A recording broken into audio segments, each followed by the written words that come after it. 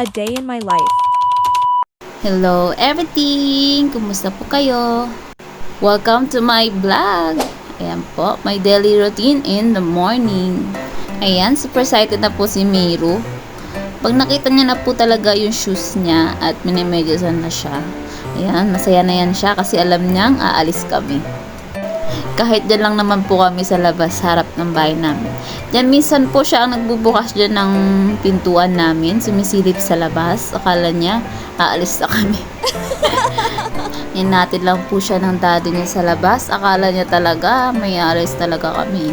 Alam niyo po, nasanay po si Miru sa gala. Kaya simula nung 1 month pa lang siya, nagbagyo na kami. Kaya ayun, tuloy-tuloy na yung alis namin, meet up na friends, with Bigo friends, kahit saan, yan kasama siya.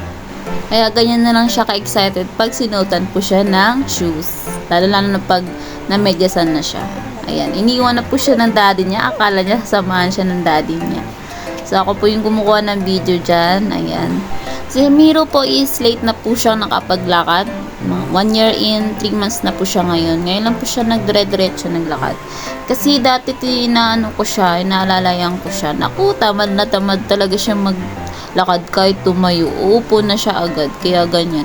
At saka dito rin sa bahay namin is ma-skip lang kasi kaya hindi siya masyadong nakakaano sa walker niya. Hindi siya nakapag-practice, kumbaga ganyan. Hindi siya na-enhance yung paglalakad niya. So, nang marunong na siyang maglakad yan, ganyan na po siya ka-excited lumabas sa bahay namin. Diba? Ayan. So, kasama na niya yung ate niya dyan, kaya tuwang-tuwa na siya. Ayan po. Kung may makita siyang bata, napaka talaga ni Miru. Gusto din niya pa yung tumakbo, gusto niya nang tumakbo. Ayan na nga magpahawak sa kamay ko eh. Ayan. Ayan po, tingnan niyo po or pakinggan niyo po yung kakulitan niya.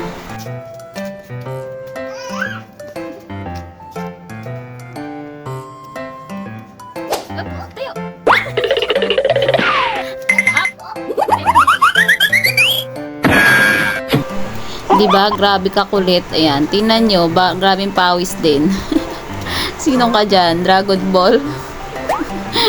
Pagkatapos ni Miro, ayan, naglaro din kami ni Ate Precious niya ng flip battle. Lalaban daw kami. Gigil na kami dalawa dyan. Hindi kami makatayo ng battle dahil hindi pala pantay yung semento na pinaganuhan namin. Habang itong isa nangungulit sa amin na para mong gusto din mag-flip battle. Parang gusto niyang kunin yung bote dyan. Grabe, ang hirap pala nitong flip battle na to. Akala mo madali lang niya tingnan. Sa tagal namin laban ni Precious dyan. Naku, dalawang beses lang ako nakapagpatayo dyan. Ayun. So hanggang dito na lang po. Salamat po sa panonood. Thank you po.